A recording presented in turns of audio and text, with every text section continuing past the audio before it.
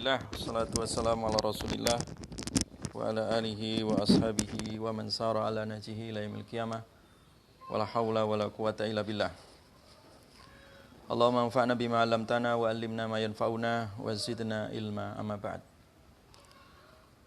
Tayyib, ayyuhal ikhwah, kita berjumpa kembali dalam majelis ilmu yang insyaallah kita akan membahas tentang adab, ya, adab pencari ilmu, yang mana kita akan membahas bagaimana tentang teori adab yang dikemukakan oleh imam besar, yaitu Imam Ibnu Jama'ah, ya. Ibnu Jama'ah dalam kitab yang sangat populer, yaitu kitab Tadhkiratus Sami' wal Mutakallim fi Adabil Ilmi wal Muta'allim, yaitu tentang bagaimana adab ilmuwan dan adab para santri di dalam proses mencari ilmu. Sebelumnya kita akan jelaskan terlebih dahulu, ya, tentang hakikat adab, ya. Tentang hakikat adab. Nah, adab itu di dalam Islam memiliki makna husnul khuluq, ya, akhlak yang mulia. Jadi dari sekian banyak akhlak yang terbaik, akhlak yang paling hasan itu disebut dengan adab, ya. Sebagian ulama lagi mendefinisikan adab itu sebagai al-jami' li khisalil khair, ya, yaitu tentang hal yang mencakup segala kebaikan. Jadi ijtima'u khisalul khair, ya. Jadi adab itu mencakup segala kebaikan, ya, segala perilaku yang terbaik, itulah yang disebut adab, ya. Sehingga kalau dikaitkan dengan dunia pendidikan atau dunia ilmu, maka adab ini sebagai core atau konten, isi inti daripada tujuan orang mencari ilmu, ya. Sehingga orang mencari ilmu itu adalah dalam rangka melahirkan manusia yang beradab, ya. Dan ini penting, ya, karena problem sentral peradaban itu adalah ada di dalam masalah adab ini, atau yang dikenal dengan the loss of adab, hilangnya adab. Jadi kalau adab itu hilang, berarti peradaban juga ikut hilang. Sehingga orang mencari ilmu tidak hanya sekedar transfer ilmu, ya, mendapatkan satu pemahaman ataupun mendapatkan satu pengetahuan, tidak cukup. Tapi harus ada internalisasi nilai-nilai adab, ya, supaya ilmu yang didapatkan bermanfaat, ya. Karena ilmu tanpa adab tidak mungkin akan melahirkan manusia yang beradab. Ilmu tanpa adab tidak akan melahirkan ilmu yang bermanfaat. Sehingga di sini Nabi SAW diperintahkan untuk senantiasa meminta tambahan ilmu yang bermanfaat, ya. Wa qur rabbi zidni ilma, ya. Wa qur rabbi zidni ilma, ya. Katakan wahai Muhammad, wahai Rabbku, tambahkan untukku ilmu, ya, di dalam surat Thaha ayat 114, ya. Nah, tambahan ilmu di situ adalah tambahan ilmu yang bermanfaat, ya. Nabi tidak pernah diperintahkan untuk minta satu tambahan apapun kecuali tambahan ilmu, ya. Tambahan ilmu yang bermanfaat. Sehingga Nabi SAW berdoa kepada Allah, Allahumma anfa'ni bima 'allamtani, ya Allah, berikan manfaat, ya, ilmu yang telah Engkau ajarkan, ya. Wa 'allimni ma yanfa'uni, dan ajarkan aku terhadap apa yang membawa manfaat bagiku. Wa zidna ilma, dan tambahkan ilmu. Jadi Nabi SAW diperintahkan untuk meminta tambahan ilmu, dan itu pun hanya ilmu yang bermanfaat saja. Adapun ilmu yang tidak bermanfaat tidak diperintahkan untuk diminta, ya, apalagi minta tambahan. Nah, ilmu yang bermanfaat ini akan mendatangkan khosyah, yaitu kedekatan diri kepada Allah dan rasa takut terhadap Allah. Sehingga seorang ulama identik dengan khosyah. Innama yakhsyallaha min ibadihil ulama, ya. Sesungguhnya yang hanyalah takut pada Allah dari hambanya itu adalah ulama. Jadi antara ilmu, ulama, dan khosyah ini tidak bisa dipisahkan. Karena itu adalah hakikat daripada ilmu yang bermanfaat. Sehingga inti orang mencari ilmu adalah menghasilkan ilmu yang bermanfaat. Bukan masalah banyak atau sedikit, ya. Bukan masalah keren sekolahnya mahal ataupun sekolah murah. Bukan masalah itu. Tapi lebih kepada masalah ilmu yang bermanfaat, yang diciri khaskan dengan, ditandai dengan adab, ya, menjadikan manusia yang beradab. Makanya Imam Syafi'i rahimahullah mengatakan, laisal ilm, tidaklah disebut ilmu itu ma hufidha, ya. Ilmu itu bukan hanya sekedar dihafal, ya. Kalau hanya sekedar dihafal itu pun, ya, orang kafir pun bisa hafal, orientalis pun bisa hafal, ya. Tapi walakinal ilm ma nafa'a. Tetapi yang disebut ilmu itu adalah yang mendatangkan manfaat. Ini yang dinukil oleh Ibnu Jama'ah, ya, di dalam kitab Al-Jami' tadi, ya. Bahwa ilmu itu intinya adalah ada yang manfaat tadi, pada manfaatnya tadi. Jadi kalau hanya sekedar hafal atau sekedar transfer ilmu, itu belum tentu manfaat, ya. Sehingga inti ilmu adalah bagaimana mendatangkan manfaat. Nah, kata Ibnu Jama'ah, untuk mendapatkan manfaat ilmu itu harus pakai adab ketika belajar ilmu, ya. Ketika talaki ilmu, ya, ketika mulazamah kepada ilmu tadi, itu maka supaya bermanfaat harus menggunakan adab, ya, harus menggunakan adab. Harus menggunakan adab. Ibnu Jama'ah kemudian menukil satu riwayat dari Khubayb bin Syahid ketika menasihati kepada anaknya, ya baniya, ya bunayya, ashib asfuqaha wal ulama wa ta'allam minhum wa khudh adabahum. Wahai anakku, ya, wahai anakku, bergaulah dengan para ahli fikih dan para ulama, dan belajarlah dari mereka, ya, dan ambillah adab dari mereka. Fa inna dzalika ahabbu ilayya min katsirin minal hadis. Karena yang demikian itu lebih aku sukai daripada hanya sekedar memperbanyak hadis, ya. Hanya sekedar memperbanyak meriwayatkan hadis, ya. Hanya sekedar banyak mengantongi ilmu, ya. Tidak hanya itu, tapi adablah yang harus dijaga.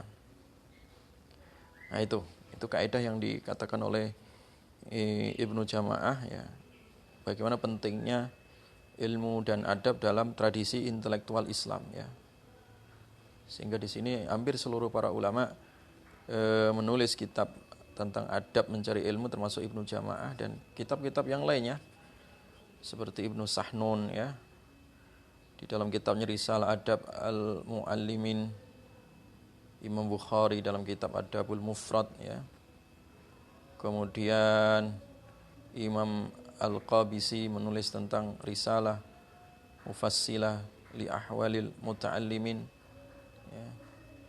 Jadi menulis tentang adab-adab, dan itu sudah ditulis oleh para ulama.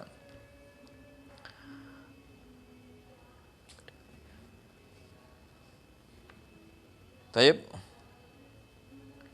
Kita akan membahas di sini di kitab Ibnu Jama'ah tentang bagaimana adab ketika seseorang mencari ilmu, ya. Di dalam kitab Tadhkiratus Sami ini Ibnu Jama'ah rahimahullah kemudian menjelaskan tentang adab akademik, ya, bagi orang yang sedang sibuk mencari ilmu, atau yang dikenal dengan adab al-muta'allim, ya, adab muta'allim. Adab bagi para santri atau adab bagi orang tua yang mencari ilmu atau menyekolahkan anaknya supaya mendapat ilmu, ya, adab bagi para mahasiswa, ya, adab bagi murid, ya. Dalam semua jenjang, ya, itu ketika dalam proses mencari ilmu harus mempertimbangkan adab dan mendahulukan adab sebelum ilmu, ya. Nah, adab sebelum ilmu itu oleh Ibnu Jama'ah dibagi menjadi beberapa adab. Yang pertama adalah adabul muta'allim fi nafsih, ya, adab para pencari ilmu terhadap dirinya sendiri. Kemudian yang kedua adalah adab muta'allim ma'a syaikhihi, ya. Yang kedua adalah adab penuntut ilmu terhadap gurunya. Dan yang ketiga adalah adabul muta'allim fi durusihi, adab penuntut ilmu terhadap pelajarannya. Dan yang terakhir adalah adab muta'allim terhadap buku, ya, atau alat atau sarana, ya, di dalam mencari ilmu. Kita akan mulai dari 4 pokok pembahasan tadi. Dari 4 pokok pembahasan tadi kita awali dari yang pertama, yaitu adab seorang murid, ya, orang yang mencari ilmu terhadap dirinya sendiri, ya, yaitu adabul muta'allim fi nafsihi, ya. Bagaimana seorang murid sebelum dia berangkat mencari ilmu, sebelum ke sekolah atau ke madrasah atau ke ma'had atau ke majelis-majelis ilmu, maka adab yang pertama yang harus diterapkan atau dipraktekkan adalah adab terhadap dirinya sendiri. Makanya saya katakan tadi bahwa adab sebelum ilmu, ya. Dan adab sebelum ilmu itu dimulai dari diri sendiri, ya. Nah, adab muta'allim fi nafsihi, ya, adab seorang penuntut ilmu terhadap dirinya sendiri yang pertama adalah dengan niat, ya. Mensucikan hati, ya, dari segala sifat-sifat tercela, ya. Hasud, iri, ya, tamak, rakus dan seterusnya, itu harus disucikan semua dengan mensucikan hati, ya, supaya mudah menyerap ilmu. Nah, yang kedua adalah dengan meluruskan niat, ya. Jadi dengan meluruskan niat di dalam mencari ilmu, ya. Meluruskan niat, ya. Jadi jangan sampai niat mencari ilmu itu hanya untuk kepentingan dunia, ya. Tidak mencari ilmu untuk kepentingan-kepentingan duniawi. Bukan untuk jabatan atau untuk cari pekerjaan, tetapi niatnya untuk mencari ridha Allah Subhanahu wa taala. Jadi itu meluruskan niat, ya, tashihun niyah. Ya, karena innamal a'malu binniyat, ya, sesungguhnya amal itu tergantung niatnya. Jadi sucikan hati, ya, karena ilmu tidak akan menyatu pada hati yang kotor. Yang kedua, luruskan niat. Karena kalau bengkok niatnya, bengkok pula ilmunya. Yang ketiga adalah memanfaatkan, menghargai waktu, ya, memanfaatkan dan menghargai waktu. Ya, jadi waktu yang ada dimanfaatkan, ya, fokus untuk tahsilul ilm, ya, untuk mencari ilmu, ya. Jadi tidak ada waktu kosong kecuali untuk murojaah, untuk ziyadah, untuk mutola'ah, ya, membaca, menghafal, mengulang, ya, terus begitu, menghargai waktu. Nah, yang keempat adalah seorang pencari ilmu harus memiliki sifat qanaah, ya, qanaah. di dalam kehidupan ya. Sehingga tidak tamak ya. Kalau orang mencari ilmu itu tamak, pikirannya diisi ketamakan dunia, urusan makan, urusan pakaian, urusan domisili, tempat tinggal, urusan fasilitas. Kalau disibukkan dengan itu, maka tidak akan pernah mendapatkan ilmu. Jadi keterbatasan tidak menghalangi seseorang untuk mendapatkan ilmu. Jika di dalam dirinya ada sifat qanaah. Ya. Jadi makanya qanaah harus ditanamkan di dalam diri orang yang mencari ilmu, supaya pikirannya fokus ya, tidak gerusa-gerusu, tidak tamak sana sini ya, tidak banyak mengharapkan kepada makhluk, tapi dia fokus kepada ilmu. Nah yang kelima, membuat jadwal kegiatan harian secara teratur. Nah ini, sehingga alokasi waktu dihabiskan jelas ya, alokasinya jelas, tidak terbuang sia-sia, sehingga dibuatlah jadwal, target-target perjenjangan ya. Saya harus belajar apa dulu ya. Tentu belajar dari yang dasar dulu sebelum belajar cabang-cabang ilmu. Jadi belajar dari usulnya dulu sebelum belajar tentang furuknya ilmu. Jadi, belajar dari matannya dulu sebelum syarahnya dan seterusnya. Jadi menentukan jadwal, target, kegiatan supaya terukur gitu ya. Supaya terukur di dalam mencari ilmu. Yang keenam, adab pencari ilmu terhadap dirinya sendiri adalah hendaklah memperhatikan makanan yang dikonsumsi ya. Jadi tidak hanya sekedar memasukkan makanan dalam perut ya, tidak sekedar kenyang, tapi harus memperhatikan halal dan thayyib ya. Tidak hanya sekedar halal dan thayyib, tetapi tidak boleh juga berlebih-lebihan. Tidak boleh terlalu kenyang ya, tidak boleh mengkonsumsi yang mubadzir dan seterusnya ya. Sehingga itu menyebabkan keberkahan ilmu.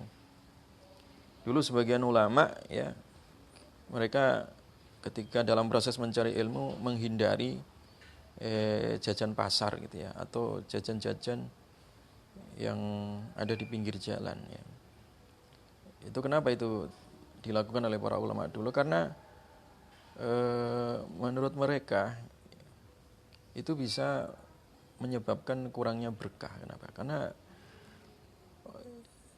orang ya ketika melihat makanan ya, di pasar atau melihat makanan di pinggir jalan, itu banyak sekali ya hal-hal ya atau laknah yang menempel pada itu makanan. Kenapa? Karena ya menurut para ulama itu seperti Imam Az-Zarnuji dalam kitab Ta'limut Ta'lim, ketika orang lihat makanan yang dipajang ya, di pinggiran atau makanan yang dipajang di pasaran, itu banyak sekali orang-orang miskin yang lewat kemudian melihatnya, dan ketika melihat kepingin dan tidak bisa membeli sehingga dia terhalang. Nah, rasa sakit hati para orang-orang miskin yang melihat makanan itu menyebabkan hilangnya berkah. Makanya sebagian ulama dulu ketika dalam proses mencari ilmu nggak mau makan jajan pasar atau jajan pinggiran gitu. Karena melihat banyak sekali itu kecemburuan sosial di situ.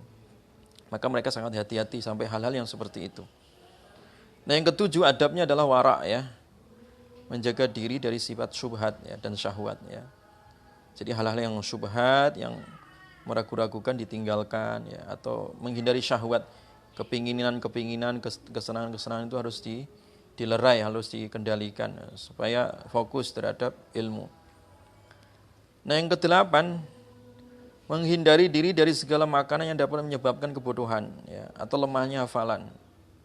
Ya, termasuk masalah makan pun diperhatikan jenis nutrisinya, gizinya, jangan sampai makan makanan yang menyebabkan penyakit atau malah makanan yang sifatnya hanya sampah, tanpa gizi, tanpa nutrisi. Karena itu bisa mengurangi hafalan, mengurangi kecerdasan dan seterusnya. Yang kesembilan kata Ibnu Jamaah, mengurangi waktu tidur ya. Jangan banyak tidur, jangan banyak menyanyiakan usia untuk tidur ya, karena itu akan terhalang dari faedah dan keutamaan. Dan yang terakhir, adab terhadap diri sendiri adalah menjaga pergaulan ya. Jadi bergaul hanya kepada orang yang saleh ya, jangan bergaul kepada orang-orang yang akhlaknya tercela, karena itu merusak ilmu ya, merusak semangat. Supaya tetap terjaga semangatnya, maka bergaulah terhadap orang-orang yang saleh ya, meninggalkan pergaulan yang buruk akhlaknya, meninggalkan komunitas-komunitas yang kurang baik, yang itu tidak membawa semangat ilmu ya. Itu adab ada 10 disebutkan oleh Ibnu Jamaah tentang adab muta'allim ma'an nafsihi atau fi nafsihi. Adab personal ya, sebelum dia mencari ilmu itu ada 10 tadi. Nah, yang kedua, adab ya al-muta'allim ma'a syaikhihi. Sekarang adalah adab penuntut ilmu terhadap gurunya. Jadi setelah dia beradab pada dirinya sendiri, nah sekarang dia belajar adab. Yang pertama dia beradab adalah kepada guru. Itu yang dikenal dengan adab al-muta'allim ma'a syaikhihi. Nah, adab yang pertama adalah memilih guru, ya, guru yang berkualitas. Jangan asal belajar kepada sesiapapun kecuali memang kita telah mengetahui bagaimana ilmunya, bagaimana akhlaknya, bagaimana ideologinya. Jangan asal belajar, jangan asal berguru ya. Karena guru ini bisa menyesatkan dan juga bisa menuntun kepada jalan hidayah. Ya, guru yang berkualitas ya dari sisi ilmu dan akhlaknya. Keilmuan dan juga akhlaknya. Kalau gurunya liberal ya muridnya ikut liberal gitu. Gurunya pahamnya Mu'tazilah ya ikut jadi Mu'tazilah ya. Kalau pahamnya Ahlus Sunnah ya ikut Ahlus Sunnah begitu. Sesuai dengan gurunya. Ya, keilmuan guru harus menjadi pertimbangan sebelum kita belajar. Karena al-isnadu minad din ya, ilmu itu harus ada silsilah sanadnya dan itu bagian dari agama. Para ulama dulu belajar dengan sanad karena melihat gurunya juga, tidak asal belajar ya. Yang kedua, adab seorang penuntut ilmu kepada gurunya adalah mentaati perintah dan nasihat guru ya. Diibaratkan seperti taatnya seorang pasien terhadap dokter spesialis ya. Kalau orang sakit ya nurut sama dokternya, apalagi dokternya spesialis ya. Seperti itulah harusnya seorang pencari ilmu ya, dia beradab kepada gurunya ya. Jadi taat ya, terhadap gurunya. Seperti taatnya pasien kepada dokternya. Yang ketiga, mengagungkan dan menghormati guru sebagaimana para ulama salaf mengagungkan para guru mereka. Sebagai contohnya adalah apa yang dilakukan oleh Imam Syafi'i ya, terhadap gurunya Imam Malik, di mana beliau ketika di dalam majelis ilmu membuka buku pelajarannya aja secara pelan-pelan itu tanpa terdengar suara lembaran kertas atau mengganggu daripada proses penyampaian ilmu tadi ya. Itu sampai Imam Syafi'i membuka kertas pun dia pelan-pelan sekali gitu ya. Ya, di antara para ulama itu sebelum mereka belajar terlebih dahulu mereka berdoa untuk gurunya ya. Ya Allah, tutupilah aib guruku ya, jangan engkau halangi keberkahan ilmunya untukku. Jadi sebelum dia datang sampai guru, dia mendoakan gurunya dulu. Itu bagian dari adab. Yang keempat adalah menjaga hak-hak guru dan mengingat segala jasa guru ya, sepanjang hidupnya dan setelah wafatnya.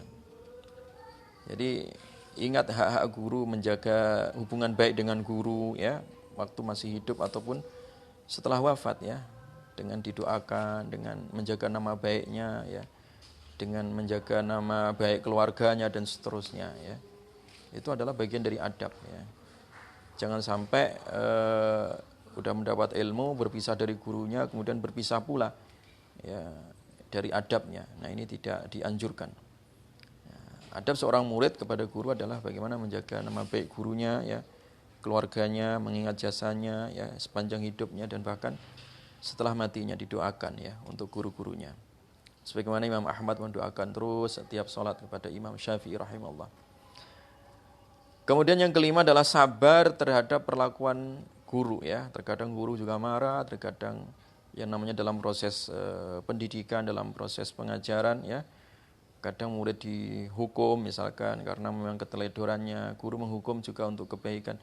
Nah, di situ harus sabar murid, jangan suudzon ya, jangan malah berprasangka buruk kepada gurunya ya, itu tidak dibolehkan.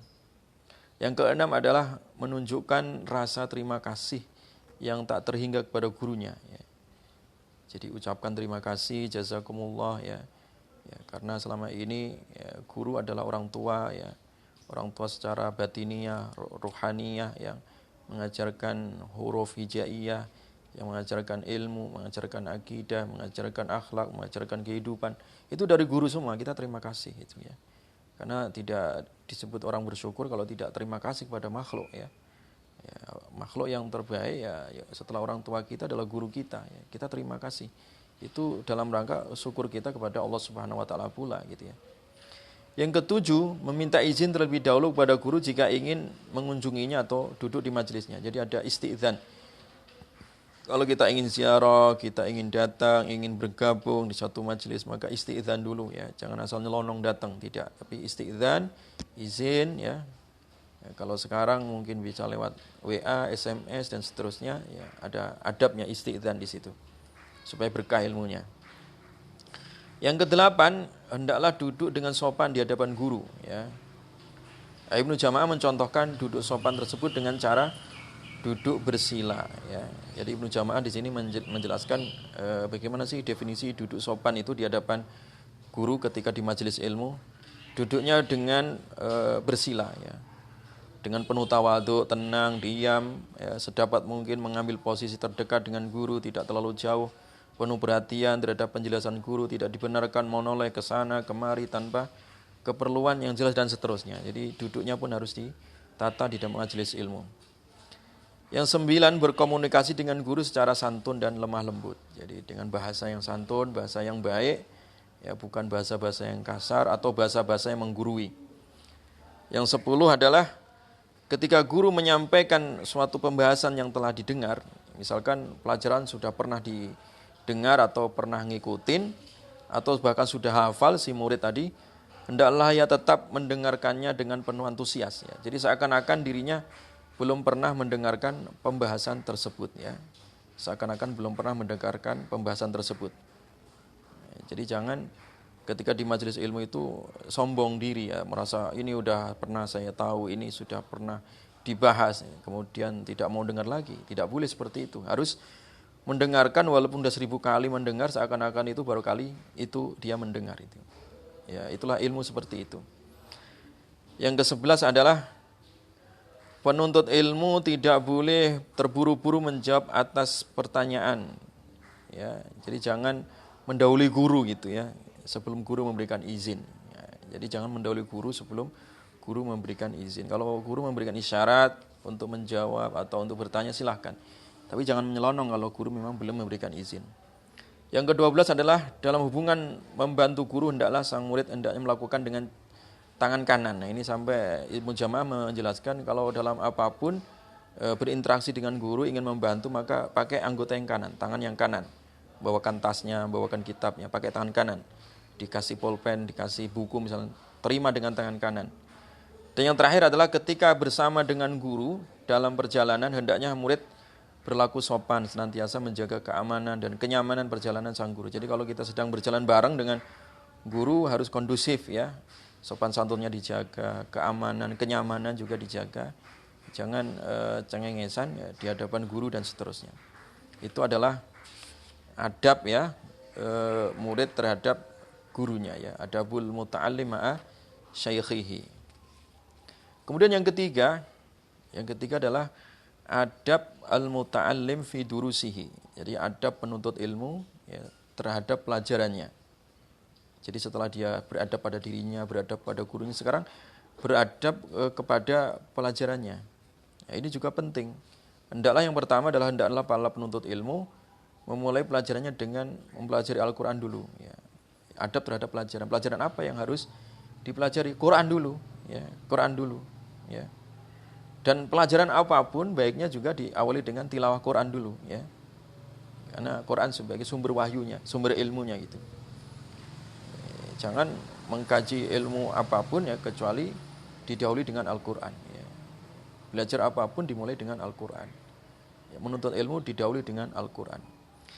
Itu adab kepada pelajaran. Yang kedua, bagi para penuntut ilmu yang masih dalam tingkatan pemula, hendaklah menghindari masalah-masalah khilafiyah ya, masalah-masalah yang rumit dulu.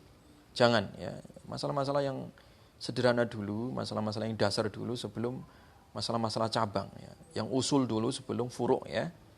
Masalah-masalah yang pokok dulu sebelum masalah-masalah yang itu sifatnya adalah furu'iyah, cabang ya. Masalah-masalah yang rumit yang lainnya tidak perlu dibahas dulu sebelum kita mengetahui dasar ya, pondasi ilmunya dulu. Ya, makanya dulu kan fardu ain sebelum fardu kifayah. Jangan dibalik fardu kifayah kemudian baru fardu ain, tidak. Ya, fardu ain dulu baru fardu kifayah. Yang ketiga, hendaklah para penuntut ilmu memperbaiki bacaan ya sebelum menghafalkannya. Jadi kalau kita belajar Quran sebelum menghafalnya maka tartilkan dulu bacaannya. Ya, jadi jangan tergesa-gesa menghafal sebelum tartil. Yang keempat adalah hendaklah sedini mungkin mempelajari hadis dan ilmu-ilmu yang berkaitan dengannya. Jadi setelah Al-Quran kita sudah pelajari, kemudian hadis ya. Hadis ya, Quran hadis dulu itu jadi pokok utama. Nah, yang kelima adalah hendaknya memperdalam secara intensif masalah-masalah yang rumit setelah dapat mengkaji masalah-masalah yang sederhana. Jadi kalau sudah mengetahui ilmu-ilmu fondasi dasar ya, kemudian naikkan derajatnya. Ya, kalau sudah usulnya oke, maka furuknya ditingkatkan, begitu caranya ya. Yang keenam adalah hendaknya senantiasa mulazamah guru dan tidak boleh absen dari majelis ya. Jadi jangan banyak absen ketika di majelis ilmu sehingga tidak tertinggal dari masalah-masalah keilmuan ya.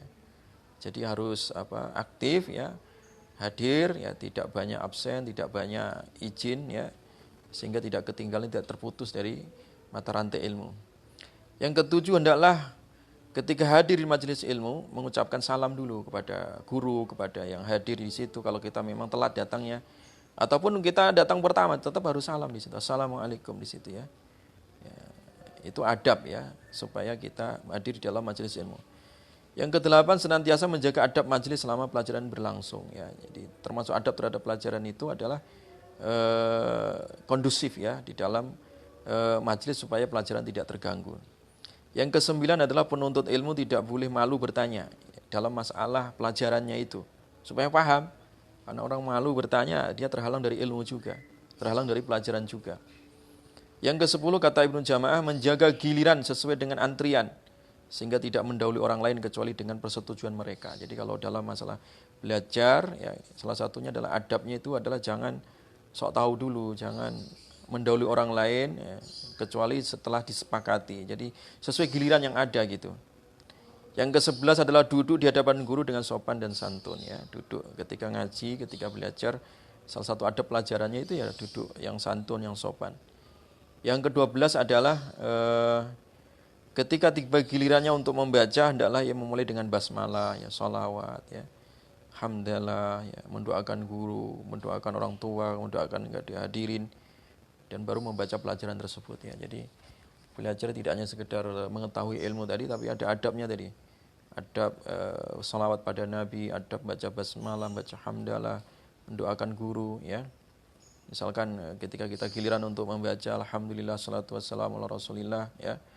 Allahumma firli wali walidayya wali masyayikhina wali jami'i tullab al-muslimin wal muslimat dan seterusnya. Kita mengawali seperti itu ya. Itu kata Ibnu Jamaah, itu bagian dari adab ya. Dan yang terakhir adalah penuntut ilmu hendaknya mendorong teman-temannya untuk senantiasa berantusias. Jadi yang ketiga adalah termasuk adab terhadap pelajaran adalah kita membentuk iklim pelajaran supaya kondusif.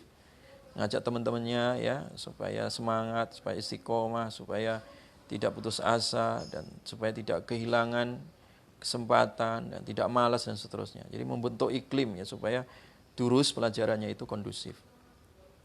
Nah, itu adalah adab, ada 13 kata Ibnu Jamaah, adab terhadap pelajaran. Dan yang terakhir dari 4 adab tadi itu, yang terakhir adalah adab penuntut ilmu terhadap alat ilmiah ya. Penuntut ilmu ya, terhadap sarana ya, sarana ilmu. Yang pertama, hendaklah para penuntut ilmu berupaya keras untuk memperoleh ya buku ya. Jadi terhadap sarana ilmu ya, fasilitas ilmu pun kita harus menjaga adab itu ya. Satu, adab bagaimana penuntut ilmu berupaya keras untuk punya bukunya ya yang dibutuhkan, entah dengan membeli, menyewa, fotokopi, meminjam.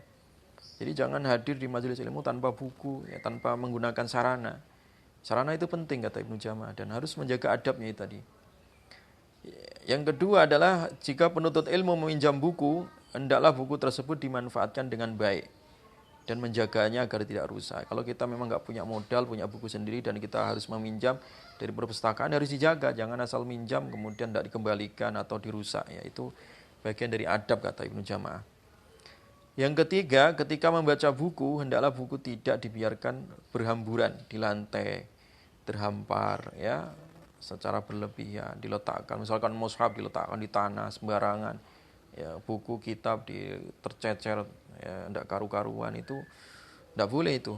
Harus dijaga adabnya. Bagaimana meletakkan buku, meletakkan kitab itu juga harus dijaga. Sebagian ulama membuat tingkatan. Kalau kita meletakkan buku misalkan ya, misalkan ini ada buku, ada kitab hadis atau kitab biasa, maka Quran itu harus ditaruh di atasnya ya. Sampai seperti ini misalkan ya.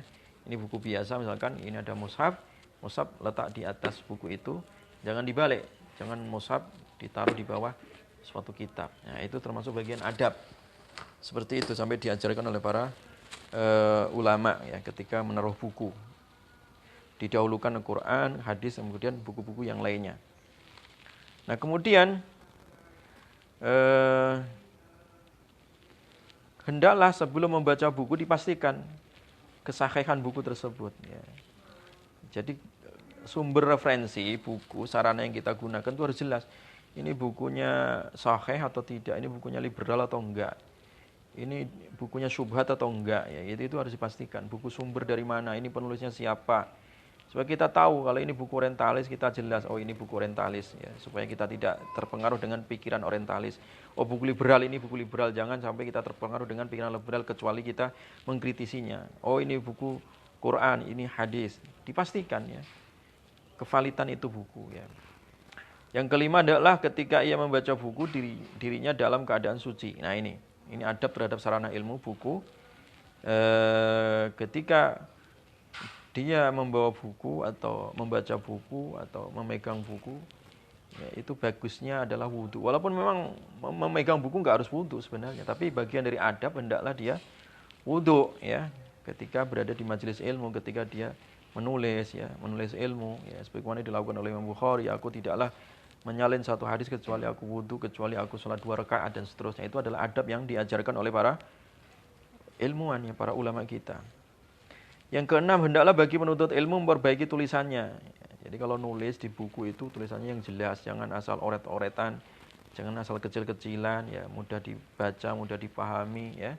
Kalau kita ingin menulis ya, sehingga teratur ya, sistematikanya teratur. Kalau itu sekarang pakai alat tulis yang modern, pakai komputer, huruf besar, huruf kecilnya, huruf tegak, huruf miringnya, itu diperhatikan itu supaya enak dibaca ya. Itu bagian dari adab.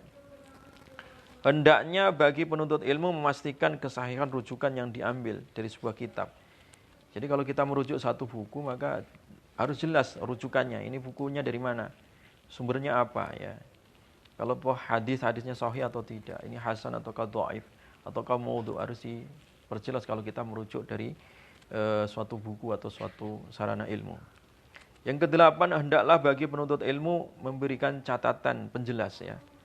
Atau bahasa sekarang namanya bikinlah catatan kaki atau hawamisnya ya, catatan pinggir gitu, atau catatan tengah atau catatan kakinya, supaya ada kata-kata istilah yang agak sulit, yang agak rumit kita tidak paham, diperjelas dengan catatan tambahan, catatan kaki ya, atau di footnote-nya atau di body note-nya, yaitu supaya memperjelas satu istilah atau satu pemahaman yang kita tidak paham, dan itu dituangkan di buku ya. Yang kesembilan, kata Ibnu Jamaah, hendaklah bagi penuntut ilmu memberikan penjelasan kalimat yang dianggap sulit tadi ya. Jadi kalau kita ketemu istilah-istilah yang sulit dipahami, harus dikasih dalam kurung penjelas ya, atau di luar kurung penjelasnya, supaya kita tidak bingung ya di dalam masalah satu pemahaman ya, satu masalah yang sedang ditulis. Yang ke-10, hendaklah bagi penuntut ilmu memberikan susunan penulisan secara tertib, dimulai dari bab, di bawah bab ada fasal, di bawah fasal itu ada mabahas ya, misalkan ya, ada tambih dan seterusnya. Nah, jadi sistematika diperhatikan kalau kita sedang menulis ilmu, diurutkan mulai dari babnya, kemudian dari pasal, kemudian dari cabang-cabang pembahasan ya. Itu yang sebagaimana diterapkan di dalam dunia akademik sekarang itu sebenarnya dulu sudah diterapkan oleh para ulama-ulama kita ya. Urutan bagaimana bab, fasal, mabahas dan seterusnya itu sudah dicontohkan oleh Ibnu Jamaah di dalam kitabnya. Dan yang terakhir adalah hendaklah bagi penuntut ilmu melakukan perbandingan antara terbitan buku yang satu dengan terbitan yang lainnya, sehingga dapat diketahui kekurangan dan kelebihan naskah suatu kitab. Jadi kalau kita misalkan merujuk kepada satu buku ya, satu kitab, maka jangan cukup hanya dengan satu penerbit itu. Kalau bisa carilah banyak penerbit ya. supaya kita tahu letak kekurangannya yang mana. Terkadang satu penerbit ada takliknya, ada taskhihnya. Satu penerbit asal cetak ya, satu penerbit terkadang ada revisinya ya. Ada revisi terkadang beberapa kali. Nah, dengan kita melihat dengan banyak sumber tadi terbitan itu akan menguatkan naskah yang sedang kita bahas ya. Naskah yang sedang kita pelajari. Jadi itulah beberapa catatan yang ditulis oleh Ibnu Jamaah tentang masalah adab para pencari ilmu. Yang pertama adalah adab muta'allim fi nafsihi, adab terhadap dirinya sendiri secara personal. Kemudian adab ma'a syaikhihi, adab pada gurunya. Kemudian adab ma'a durusihi, dalam proses dia belajar. Dan yang terakhir adalah adab ma'a kutubihi, adab terhadap sarana belajar, kitab yang dia pegang. Jadi lengkap itu ya. Inilah sebenarnya hakikat daripada psikologi pendidikan ya, bagaimana supaya pendidikan itu mencapai kepada tingkatan ilmu yang bermanfaat sehingga melahirkan manusia yang bermanfaat dan juga beradab. Barangkali itu yang bisa saya sampaikan tentang bagaimana adab mencari ilmu menurut Ibnu Jamaah dalam kitab Tadhkiratus Sami ya, dalam kitab Tadhkiratus Sami. Untuk lebih lengkapnya itu sudah saya ringkas pula di dalam buku-buku saya ya, di dalam buku Filsafat Ilmu yang ditulis bersama Pak Dr. Adian Husaini juga, yang diterbitkan oleh Gema Insani ya, dan juga sudah saya jelaskan pula di dalam kitab Islamisasi Ilmu Pendidikan ya, itu juga sudah ada. Jadi untuk lebih jelasnya boleh dilihat di internet juga ada itu ya, yang sudah saya ringkas ya. Jadi oleh karena itu intinya orang mencari ilmu itu butuh adab ya. Bahkan harus lebih daripada sekedar ilmu tadi ya. Sehingga kaidahnya adalah al-adab qoblal ilmi, adab sebelum ilmu ya. Jadi kalau toh itu ilmu ada satu, maka adabnya 10 gitu ya. Jadi ibaratnya adab itu harus diperbanyak. Ibarat makanan itu tepungnya harus diperbanyak ya. Nah, tepung itulah adab ya. Garamnya itu adalah ilmu ya. Jangan dibalik, kalau garamnya terlalu banyak yang dominan daripada tepungnya, maka nggak enak itu masakannya. Nah, supaya masakannya enak tadi, tepungnya seperti adab tadi diperbanyak, kemudian ilmunya garamnya ya. Sehingga rasa tepung dan garam itu menyatu dan sinkron tadi ya. Sehingga perbanyak adab ya sebelum ilmu, perbanyak adab di dalam proses ilmu, dan perbanyak adab setelah ilmu ya. Baik adab terhadap diri, adab terhadap guru, adab terhadap proses pembelajaran, dan adab terhadap sarana pembelajaran yaitu berupa kitab. Jadi lengkap sekali ini apa yang disampaikan oleh Ibnu Jamaah, itu sangat detail. Dan kitab Ibnu Jamaah ini juga sudah diajarkan di pesantren-pesantren Indonesia, tetapi melalui ringkasannya, yaitu diringkas oleh oleh Syekh ya, oleh Kiai Indonesia ya, ulama Nusantara, yaitu Hadratus Syekh Hasim Al-Asy'ari ya. Kitab beliau itu yang berkaitan tentang masalah adab mencari ilmu itu ringkasan dari kitab Ibnu Jamaah. Dan kitab ini juga banyak dikaji ya. Kitab Ibnu Jamaah ini dikaji secara akademisi oleh para peneliti, baik jenjang untuk S1 skripsi ataupun jenjang S2 tesis ataupun jenjang S3 magister ya. Jadi oleh karena itu bisa banyak dijadikan rujukan ya kitab ini, karena sangat bermanfaat dan sangat relevan.